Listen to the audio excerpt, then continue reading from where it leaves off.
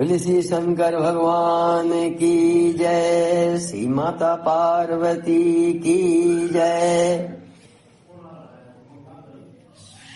श्री माता जगत जननी माता भवानी दुर्गा महारानी की जय, श्री भगवान वेद व्यास की जय।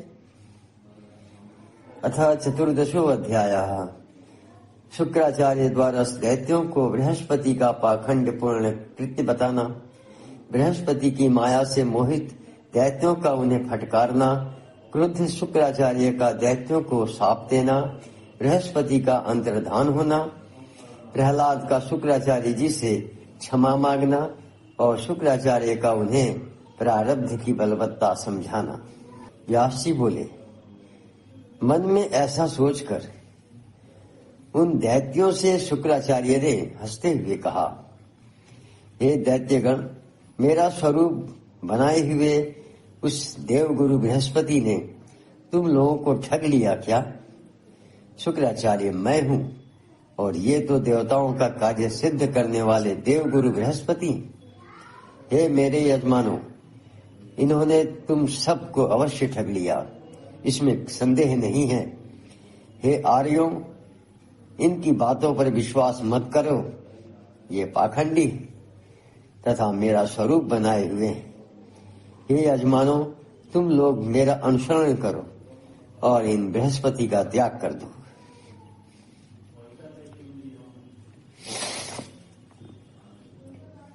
उनका यह वचन सुनकर और फिर उन दोनों की समान रूप वाला देखकर सभी दैत्य महान आश्चर्य में पड़ गए। पुनः उन्होंने विचार किया कि हो सकता है यही शुक्राचार्य हों। इस प्रकार उन दैत्यों को अत्यंत विस्मित देखकर शुक्राचार्य रूपधारी गुरु बृहस्पति ने यह बात कही, मेरा स्वरूप धार बनाए हुए ये देवगुरु बृहस्पति तुम सबको धोखा दे रहे हैं। ये देवताओं का कार्य सिद्ध करने के निमित्त तुम लोगों को ठगने के लिए आए हुए हैं। हे श्रेष्ठ दैत्यगण, तुम लोग इनकी बात पर विश्वास मत करो। मैंने शंकर जी से विद्या प्राप्त कर ली है और उसे तुम सबको पढ़ा रहा हूं। इस प्रकार मैं तुम्हें देवताओं पर विजय दिला दूंगा, इसमें संदेह नहीं है। शुक्राचार्य का रूप धारण करने वाले देवपुत्र देवगुरु बृहस्पति का यह वाक्य सुनकर उन दैत्यों को पूर्ण विश्वास हो गया कि ये ही निश्चित रूप से हमारे गुरु शुक्राचार्य हैं। इस समय शुक्राचार्य ने उन्हें बहुत प्रकार से समझाया, फिर भी समय के फेर से गुरु बृहस्पति की माया से मोहित होने के कारण वे दैत्य समझ नहीं सके। ऐसा निश्चय करने के उपरांत उन्होंने शुक्राचार्य से कहा, यही हमारे गुरु हैं। ये धर्मात्मा हमें बुद्धि प्रदान करने वाले हैं और हमारा चित्त हित करने में तत्पर है। इन शुक्राचार्य जी ने हमें निरंतर 10 वर्ष तक शिक्षा दी है।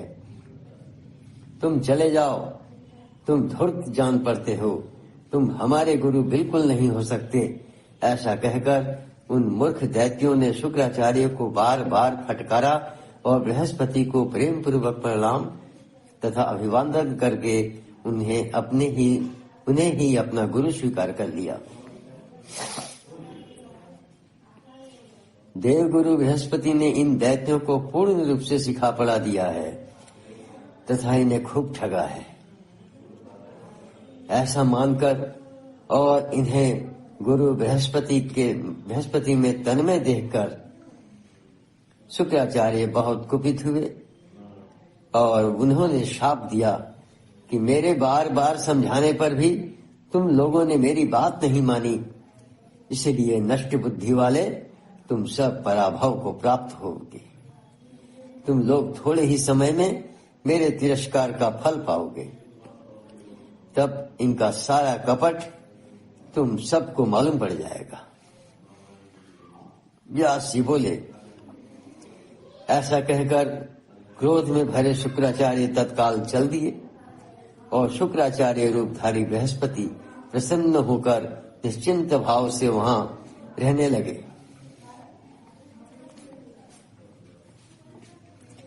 तदनंतर शुक्राचार्य के द्वारा उन दैत्यों को शापित हुआ जानकर गुरु बृहस्पति तत्काल उन्हें छोड़कर अपना रूप धारण कर वहां से चल पड़े। उन्होंने जाकर इंद्र से कहा, मैंने आपका संपूर्ण कार्य भली भांति बना दिया है। शुक्राचार्य ने उन दैत्यों को शाप दे दिया और बाद में मैंने भी उनका त्याग कर दिया। अब मैंने उन्हें पूर्ण रूप से असहाय बना दिया है। अतः हे श्रेष्ठ देवतागण, आप लोग युद्ध के लिए अब उद्योग करें। हे महाभाग, मैंने उन दैत्यों को शाप से दग्ध कर दिया है। गुरु बृहस्पति का यह वचन सुनकर इंद्र बहुत आनंदित हुए और सभी देवता भी हर्षित हो उठे। तत्पश्चात गुरु बृहस्पति की पूजा करके वे युद्ध के लिए मंत्रणा करने लगे।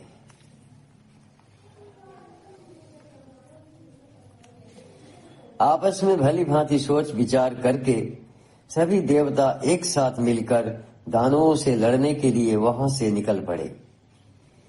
उधर महाबली देवताओं को युद्ध की तैयारी करके आक्रमण के लिए उद्यत तथा शुक्राचार्य रूपधारी गुरु बृहस्पति को अंतर्हित जान करके दैत्यगण बहुत चिंतित हुए। अब उन देव गुरु की माया से मोहित हुए दैत्य आपस में कहने लगे कि वे गुरु शुक्राचार्य कुपित मन होकर यहाँ से चले गए, अतः हमें उन महात्मा को भली भांति मनाना चाहिए।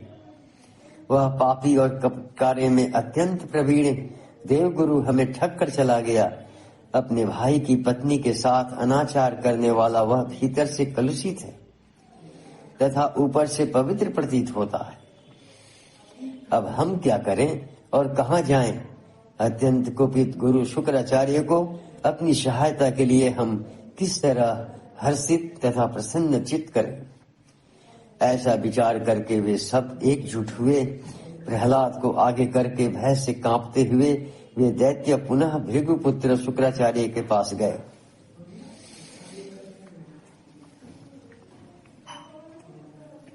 वहां पहुंचकर उन्होंने मौन धारण किए हुए उन मुनि के चरणों में प्रणाम किया। तब क्रोध से लाल नेत्रों वाले शुक्राचार्य उनसे कहने लगे, हे यजमानों, मैंने तुम लोगों को बहुत समझाया, किंतु देवगुरु की माया से मुग्ध रहने के कारण तुम लोगों ने मेरा उचित हितकर और निष्कपट वचन नहीं माना। उस समय उनके वशवर्ती हुए तुम सब ने मेरी अवहेलना की। मत से उन्मत्त रहने वाले तुम सबको मेरे अपमान करने का फल अवश्य मिल गया। तुम लोगों का सर्वस्व छिन गया। अब तुम लोग वहीं पर चले जाओ जहां वह कपटी, छली और देवताओं का कार्य सिद्ध करने वाला बृहस्पति विद्यमान है। मैं उसकी तरह वंचक नहीं हूं। व्यास जी बोले। इस प्रकार संदेह युक्त वाणी में बोलते हुए शुक्राचार्य के दोनों पैर पकड़कर प्रहलाद उनसे कहने लगे,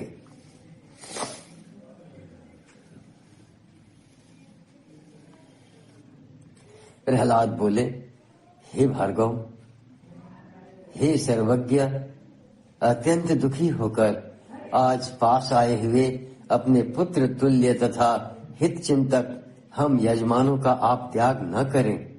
मंत्र प्राप्ति के लिए आपके चले जाने पर उस कपटी तथा दुष्ट आत्मा बृहस्पति ने आपकी वेशभूषा तथा मधुर वाणी के द्वारा हम लोगों को खूब ठगा। शांति संपन्न व्यक्ति किसी के द्वारा अनजान में किए गए अपराध से कुपित नहीं होता। आप तो सर्वज्ञ हैं, अतः जानते ही हैं कि हम लोगों का चित्त सदा आप में ही अनुरक्त रहता है। अतः हे महामते, अपने तपोबल से हम लोगों का भाव जानकर आप क्रोध का त्याग कर दीजिए, क्योंकि सभी मुनिगण कहा करते हैं कि साधु पुरुषों का क्रोध क्षण भर के लिए ही होता है।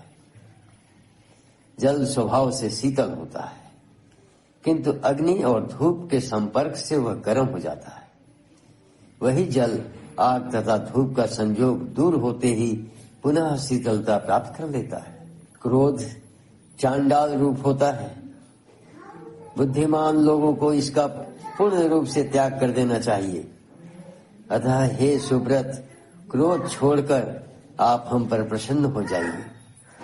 हे महाभाग, यदि आप क्रोध का त्याग नहीं करते तो बल्कि अत्यंत दुखित हम लोगों का ही त्याग कर देते, तो आपसे परित्यक्त होकर हम सब रसातल में चले जाएंगे। व्यास जी बोले, प्रहलाद का वचन सुनकर शुक्राचार्य ज्ञान दृष्टि से सब कुछ देख करके प्रसन्न चित्त हो उनसे हंसते हुए बोले, हे दानवों, तुम लोगों को अब न तो डरना है और न रसातल में ही जाना है। मैं अपनी अचूक मंत्रों से तुम सब यजमानों की निश्चय ही रक्षा करूंगा। हे धर्मज्ञों, पूर्व काल में मैंने ब्रह्मा जी से सुना, वह हितकर सत्य तथा अटल बात मैं तुम लोगों को बता रहा हूं। मेरी वह बात सुनिए।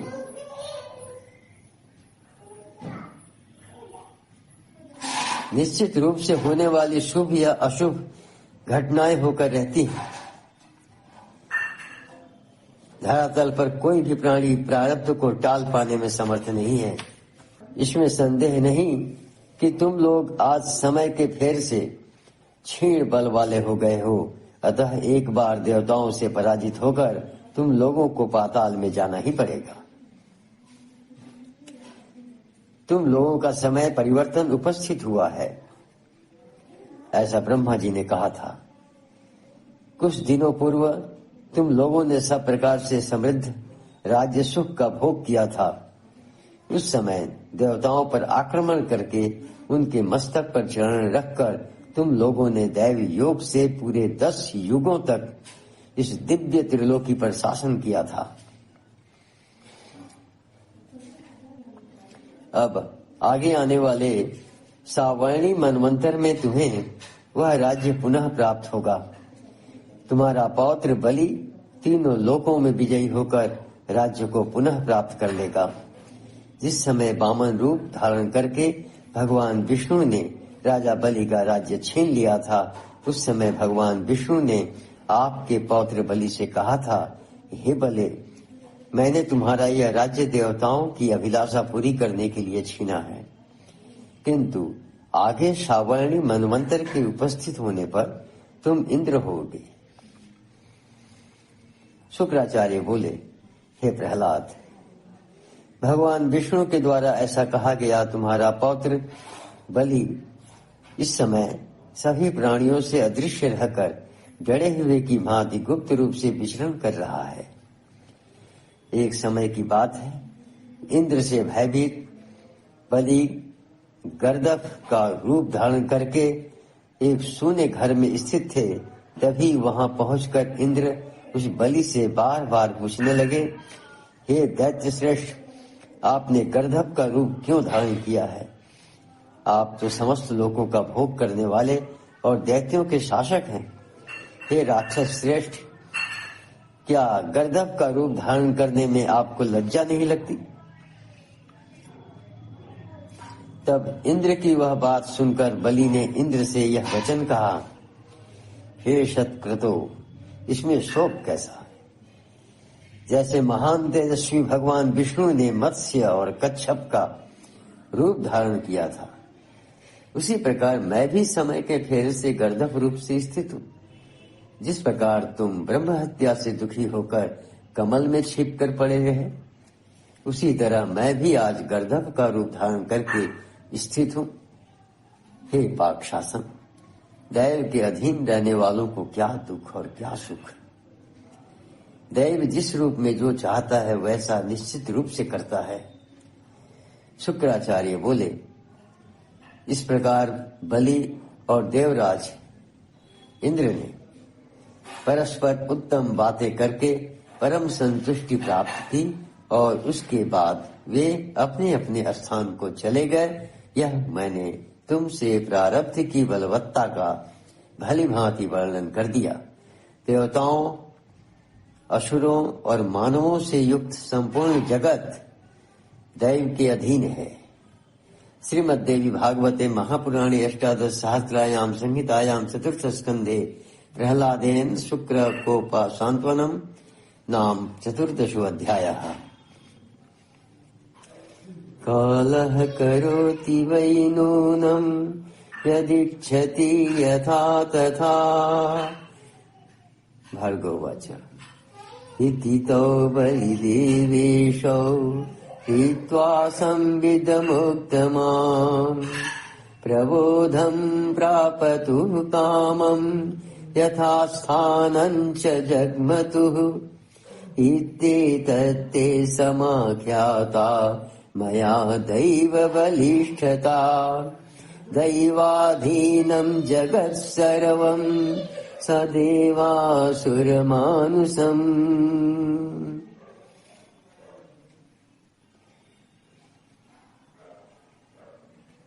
दैवाधीनं जगत् सर्वं मंत्राधीनास्तु देवता।